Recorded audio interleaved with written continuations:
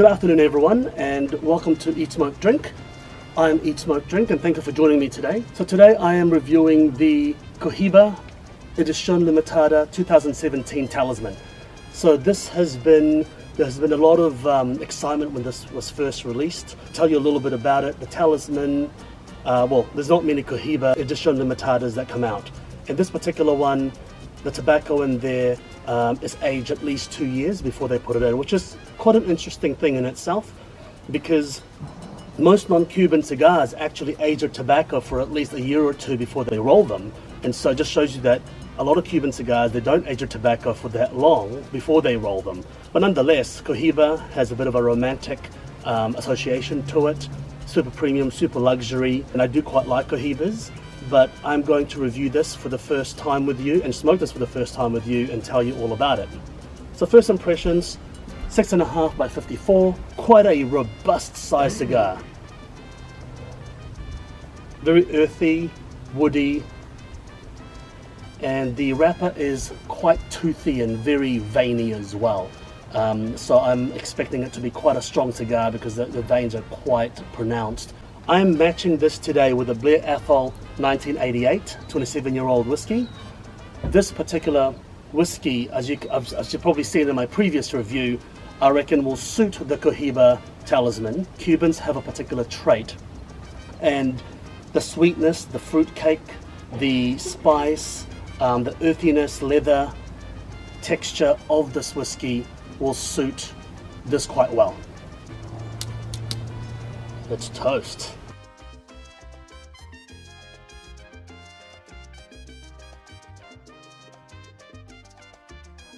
Very typical of Cohibas, Cubans, especially Cohibas, super tightly packed. They're always 15 to 30%, in some cases 30% heavier than non-Cubans. The smoke output is not very strong in terms of thickness. Once again, a very quintessential Cuban trait. From the get-go, very spicy, not pepper, but spice, cinnamony, a bit of pine resin in there. Very quintessential Cuban tobacco. It is less harsh and peppery than some of the younger Cubans, which is quite interesting. Definitely doesn't smoke like a Maduro at all. So you know, there's not much sweetness there right now. It's all just spice. Interesting thing about Cohibas is that, or Cubans for that matter, is that the quality of the production is actually not that good. I mean, I'm not bagging them at all. I do love my Cohibas. You know, the draw on this is quite a challenging draw. That's better.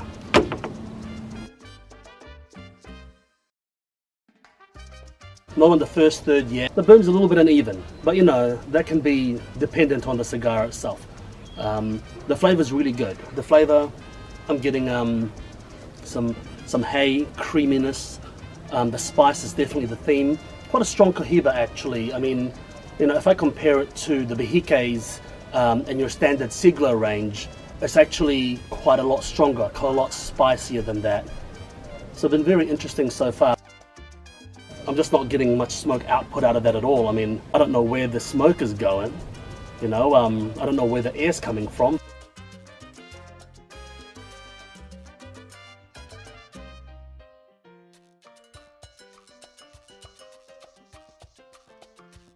In terms of complexity, there's not that much. Actually, there's not that much complexity. It's spice is the theme. A little bit of woodiness in there, a little bit of leathery creaminess, but that's about it. The smoke output is very light. I mean, this particular one is probably a bit of a bad luck one. It's time to smoke better. It's time to flow a bit better, which is quite frustrating actually, because you know, you'd expect it to just flow perfectly, but hey, that's just one of those things. I think part of the Cuban cigar the romanticized Cuban cigar idea as well is that you don't quite know in a box what it's going to be like.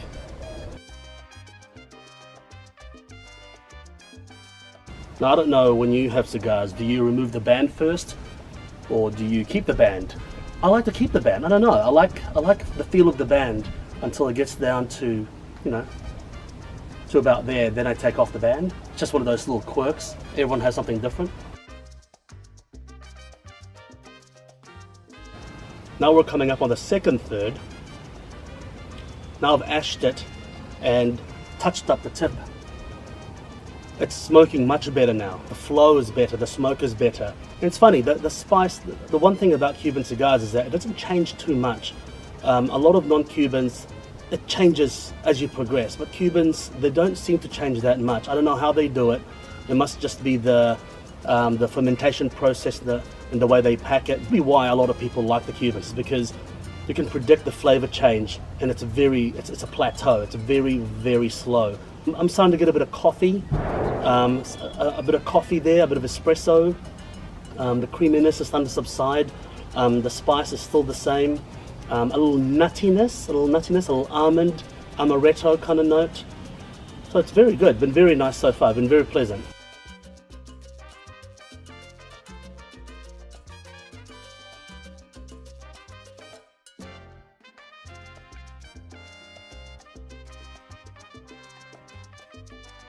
It's just not burning evenly at all, so I just have to touch it up. So now we're approaching the end of the second third. Look, the flavour, I just can't believe how consistent the flavour is actually. If it's something that I have to give it to Cohiba, the flavour is consistent. Coffee is becoming stronger, which I love because I do love my short blacks and long blacks, and you know, the nuttiness comes through a little bit more, a little bit of earthiness comes through a lot more as well. Nothing changing too dramatically. It's been very pleasant smoke so far. The interesting thing about it is that this particular cigar this will retail at about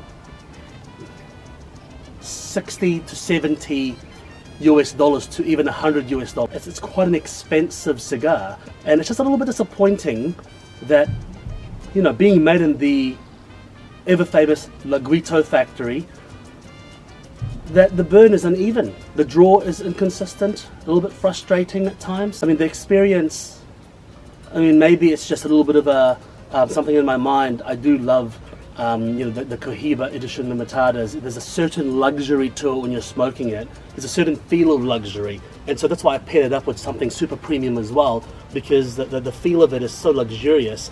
The construction is not quite there. There's no shortage of tobacco though. There's no shortage of tobacco. It's tightly packed. There's a lot of tobacco in there. I don't usually like to smoke most cigars past the band, but let's see how it goes. And if it's still smokable, let's keep going. If it's not, let's go. So I'm going to remove the first band now, just because I don't want to restrict that area there. And just in case you're wondering, I do keep the bands of my cigars. I take old whiskey bottles that are memorable and premium whiskey bottles that I really, really love, and I'll fill them with cigar bands. And you know, this one here, this bottle, when it's finished, I will earmark it for filling up with cigar bands as well. The flavour is starting to come through a lot more. It's popping out a lot more. So far it's been about an hour.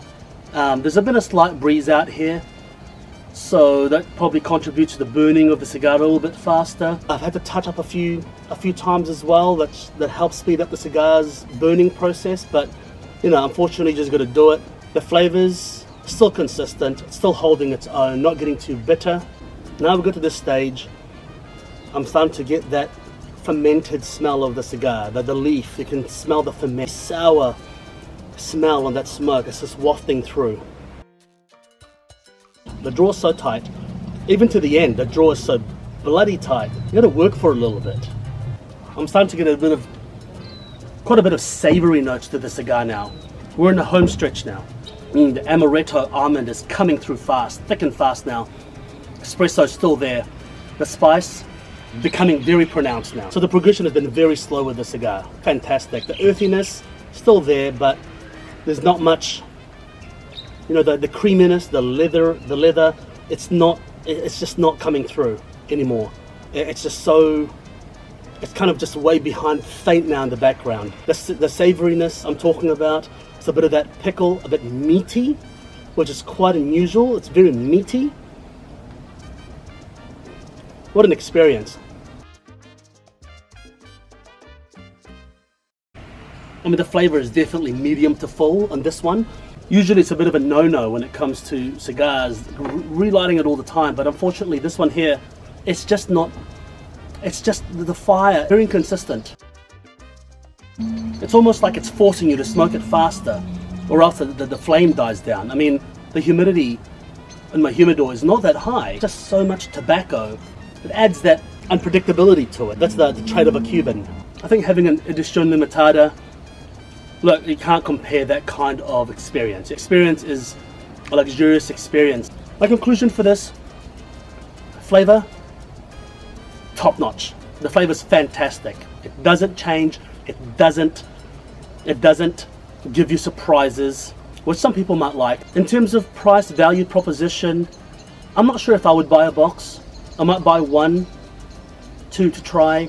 I think, would I buy the cigar again? Look, to be honest, I don't think I would. I mean, it's just very expensive for what you get, and the fact that I have to keep touching it up and relighting it, it's a bit frustrating, but you have to, because they just went out right there. I mean, you know, I didn't, and I've been consistently puffing every 40 seconds, approximately. So far, it's been an hour and 15 minutes. Not a bad amount of time, a little bit of a breeze on and off. I had to just puff multiple times again, 4 or 5 times, for me to get that smoke out of there. I mean, I don't know what it's doing. I don't know why it's happening. I can feel that it's quite soft now, so the flow is actually really good now, but it's just the smoke output is very low. For the same amount of price, I'd probably get myself a Maduro Genios or a Siglo 5. I'll probably stick to the standard line of Cohibas. Flavour wise, it hasn't been bad. Has it been worth the hype? I don't think so. I don't think it's been worth the hype. I'd probably rather buy a Trinidad Edicion Limitada. The flavour of that is just so much more unique. You know, not really the best experience, which is a shame. You be the judge. I say try it. Why? Because it is an experience to be had. I don't think that you should judge all Cubans with one Cuban. Anyway, I hope you enjoyed my episode. Make sure you eat, smoke, drink. If you have any questions, please ask me. If you have tried this before and you've had a better experience, please let me know. I've got another one at home. Maybe that will be a better smoke. Let's hope it's a better smoke. More consistent, burns evenly. And I'll see you again for my next review. Thank you very much. And make sure you hit subscribe.